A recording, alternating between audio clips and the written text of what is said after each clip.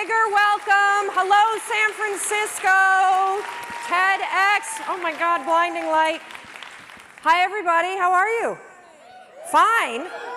Oh my gosh. Okay, so my name is Mel Robbins, and for the last 17 years, I have done nothing but help people get everything that they want. Within reason. My husband's here. And so I've done it in the courtroom, in the boardroom, in the bedroom, in people's living room, whatever room you want to be in. If I'm there, I will help you get whatever you want by any means necessary. For the last 3 years, I host a syndicated radio show. 5 days a week, I go live in 40 cities, and I talk to men and women across America who feel stuck. Do you know that a third of Americans feel dissatisfied with their lives right now? That is 100 million people. That's insane. And I've come face to face with it in this new show that I'm doing, which is also insane. It's called In-Laws. I move in with families across America. You guessed it, who are at war with their in-laws. We move them into the same house. I verbally assassinate everybody. We open up Pandora's box, and I get people to stop arguing about the donuts and who's hosting Thanksgiving dinner and talk about the real stuff. And that's what I want to talk to you about. I'm here for you. I'm going to tell you everything I know in less than 18 minutes about how to get what you want.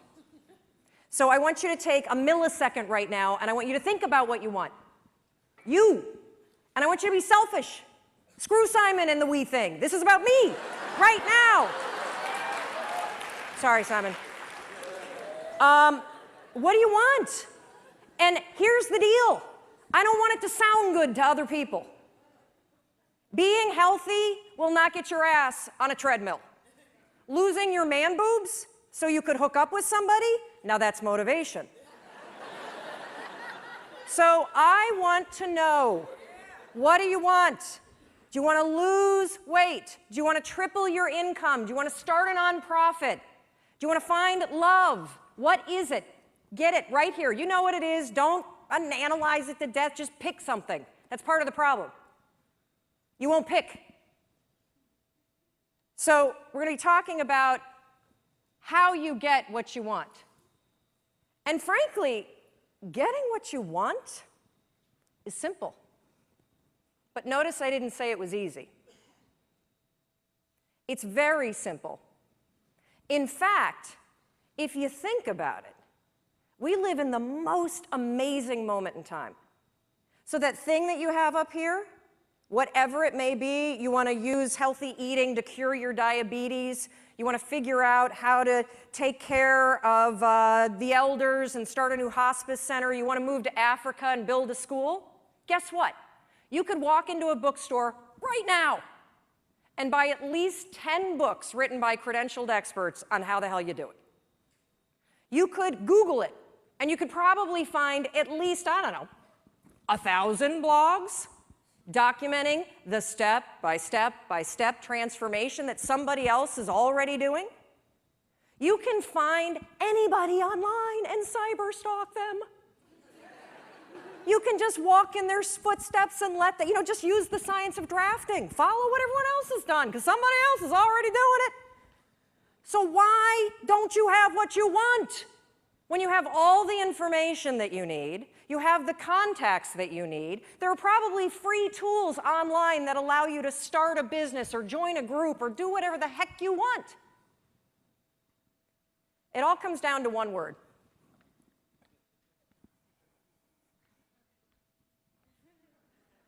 Shut the front door, you know what I'm talking about? The F-bomb. It's everywhere. You hear it all the time, and I honestly don't understand what the appeal is of the word. I mean, you don't sound smart when you say it. And it's really not expressing how you really feel. It's sort of a cheap, shot to take. And of course, I'm talking about the word fine. How you doing? I'm fine. Oh, really? You are? Dragging around those extra 40 pounds? You're fine? Feeling like roommates with your spouse? And you're fine? You haven't had sex in 4 months? You're fine? Really? I don't think so. But see, here's the deal with saying that you're fine. It's actually genius. Because if you're fine, you don't have to do anything about it. But when you think about this word fine, it just makes me so angry. I mean, here we are at a conference about being alive, and you're going to describe the experience of being alive as fine? What a flimsy and feeble word. If you're crappy, say you're crappy. If you're amazing, say you're amazing. Tell the truth. And this not only goes for the social construct, oh, I don't want to burden you with the fact that I hate my life, or, you know, hey, I'm amazing, but that would make you feel terrible. The bigger issue with fine is that you say it to yourself.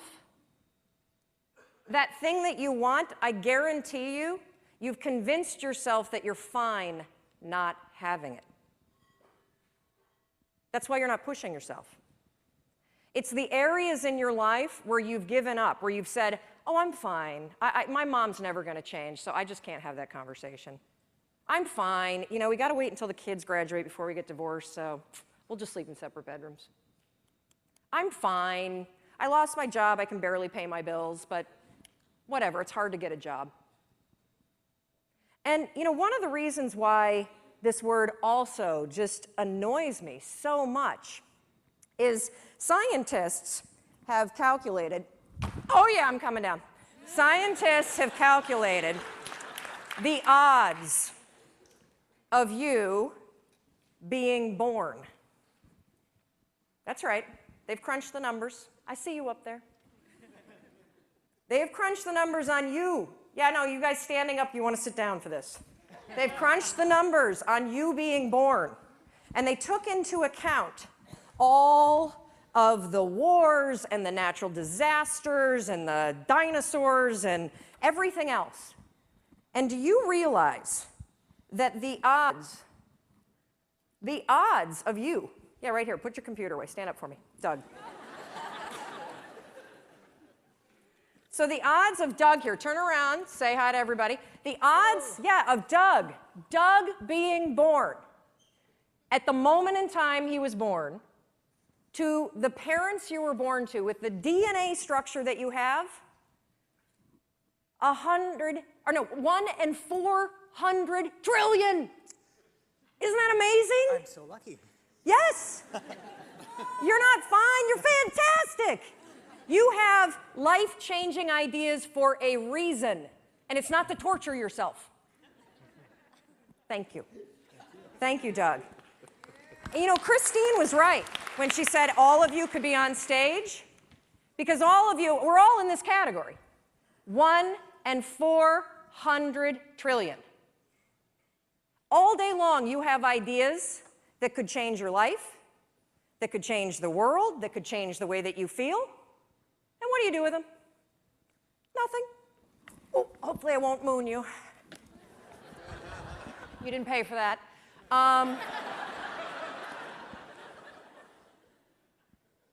And I want you to just think for a minute, because we all have, I love to use the analogy, the inner snooze button. You have these amazing ideas that bubble up, right? You've been watching people all day, and I guarantee you, like, you know, ping pong balls, boom, boom, boom, boom, boom, boom, boom. You've got an idea, oh, I should do this, I should do that. And every time you have an idea, what do? Boop, hit the snooze. What's the first decision you made this morning? I bet it was to go back to bed. Yep, for the first decision today, I'm 1 in 400 trillion, I'm gonna go back to sleep. And I get it. Your bed is comfortable. It's cozy, it's warm. If you're lucky, you've got, you know, like somebody that you love next to you, or in my case, I've got my husband and my 2 kids and possibly the dog. And the reason why I'm bringing up this first decision that you made today and the inner snooze alarm is because in any area of your life that you want to change, there's one fact that you need to know. Just one. you're never going to feel like it. Ever. No one's coming. Motivation isn't happening. You're never going to feel like it. Scientists call it activation energy. That's what they call the force required to get you to change from what you're doing on autopilot to do something new. So try this test tomorrow. You think you're so fancy. I know you're attending TED. Try this. Tomorrow morning, set your alarm for 30 minutes earlier. And then when it goes off, take those sheets, throw them off, and stand up and start your day. No snooze, no delay, no I'll just wait here for 5 seconds because Mel's not standing here. Do it. And the reason why I want you to do it is because you will come face to face with the physical, and I mean physical, force that's required to change your behavior. Do you think that somebody who needs to lose weight ever feels like going on a diet? Of course not. Do you think they ever feel like eating boiled chicken and peas instead of a croissant? I don't think so. The activation energy required to get your ass away from your computer and out your front door to go on the walk you said that you were going to go on is the exact same amount of force that it takes you to push yourself out of a warm bed and into a cold room. What's interesting about being an adult is that when you become 18, nobody tells you that it's now going to be your job to parent yourself. And by parent yourself, I mean it's your job to make yourself do the crap you don't want to do so you can be everything that you're supposed to be. And you're so damn busy waiting to feel like it.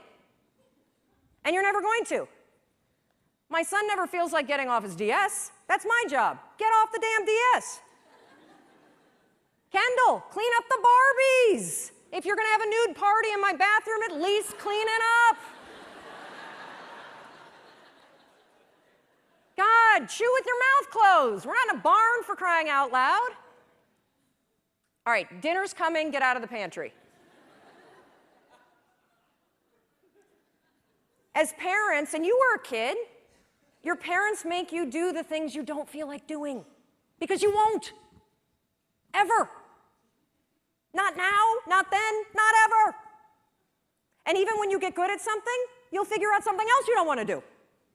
And then you'll plateau out and you'll get bored and you're like, I hate this job, it's boring. But will you look for a new one? No, you'll just bitch about that one. It's very, very simple to get what you want, but it's not easy. You have to force yourself. And I mean force. And the reason why I use the word force, when Roz was up here and talking about the emotion tracking, and she had the picture of the two sides of the brain, I look at the brain the exact same way. Only I describe one side of your brain as autopilot, and the other side is emergency brake. That's the only two speeds you get. Autopilot, emergency brake. And guess which one your brain likes better? Autopilot. You've had the experience where you've driven to work, right? And you get there and you're like, oh my God, I don't remember driving here. You weren't drunk.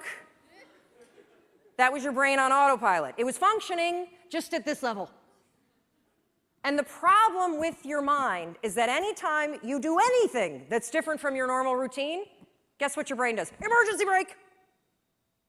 And it has that reaction for everything. Everything. You walk into the kitchen and you see everybody's left their breakfast dishes for you. And you think for the 100th time, I'm going to kill them. In fact, I'm going to leave them here and I'm going to make them do it. But that's not your normal routine, is it? So your mind goes, emergency brake. And you go right into autopilot. I'll just load it and be pissed and then not have sex. That's what I'm going to do.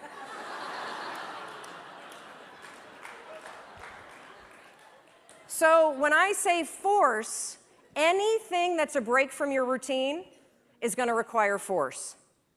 And if you think about your life, it's kind of funny because are kids, and then we become adults, and we spend so much time trying to push our life into some sort of stable routine, and then we grow bored of it.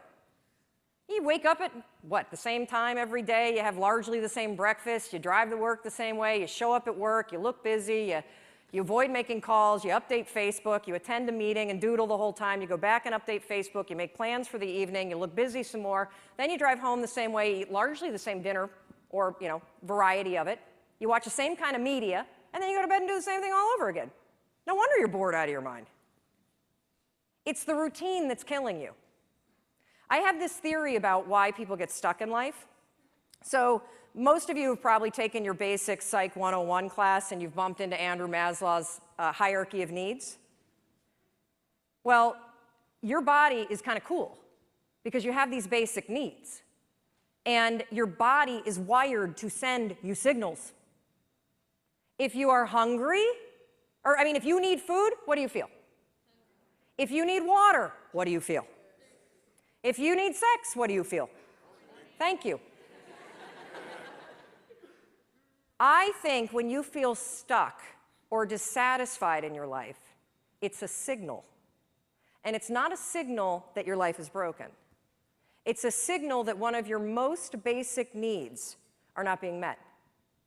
Your need for exploration. Everything about your life, about your body, grows. Your cells regenerate, your hair, your nails, everything grows for your entire life. And your soul needs exploration and growth. And the only way you'll get it is by forcing yourself to be uncomfortable. Forcing yourself to get outside. Out of your head, thank you. If you're in your head, you're behind enemy lines. That is not God talking, okay? It's not. In fact, if I put a speaker on it and we broadcast what you say to yourself, we would institutionalize you. You would not hang out with people that talk to you the way you talk to yourself. So get out of your head. Your feelings are screwing you. I don't care how you feel. I care about what you want. And if you listen to how you feel when it comes to what you want, you will not get it. Because you will never feel like it. And you need to get outside your comfort zone. It's not about taking risks, it's about getting outside your comfort zone. Those first 3 seconds when you push yourself out of bed, they blow. But once you're up, it's great. Those first 3 seconds when you're sitting here in a studio or a stadium like this and somebody says, get up and come dance, and you think, oh, I should do that. And then you're like, oh. That experience that you had where you had the impulse to do it, and then you didn't do the activation energy required to force yourself, your emergency brake got pulled. I'm sitting right here. I'm not going up with those crazy people. I don't like to dance. Well, what happened for me is I came up and I bumped into Rachel, and then we started talking, and next thing you know, she's tweeting. And we're friends, and boom, get outside. That's where the magic is. That's where the 1 in 400 trillion exists. So everything I do, wait, okay, this is the last part, sorry. So one more thing that you can use, I call it the 5-second rule. Your mind can process a facial expression in 33 milliseconds. It can move pretty damn quick. The other thing that it does very quickly is if you have one of those little impulses that are pulling you, if you don't marry it with an action within 5 seconds, you pull the emergency brake and kill the idea. Kill it. If you have the impulse to get up and come dance while the band is playing, if you don't stand up in 5 seconds, you're going to pull the emergency brake. If you have an impulse about you were inspired by somebody's speech today, and you don't do something within 5 seconds, write a note, send yourself a text. Anything physical to marry it with the idea, you will pull the emergency brake and kill the idea. Your problem isn't ideas, your problem is you don't act on them. You kill them. It's not my fault. It's not anybody's fault.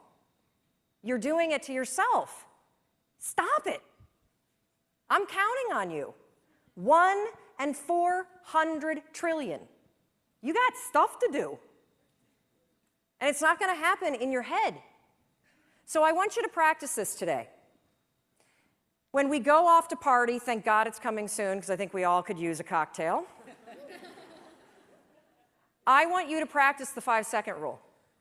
You see somebody and you think you have that impulse, they look interesting. Walk over there.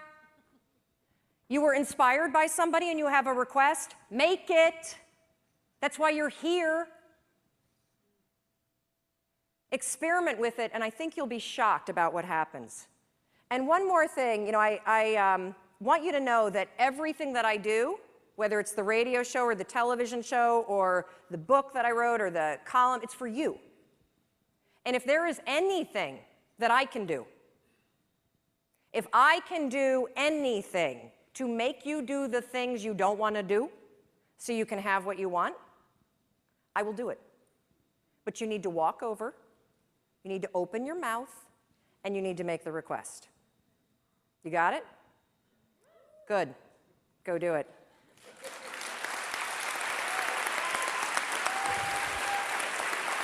Thank you.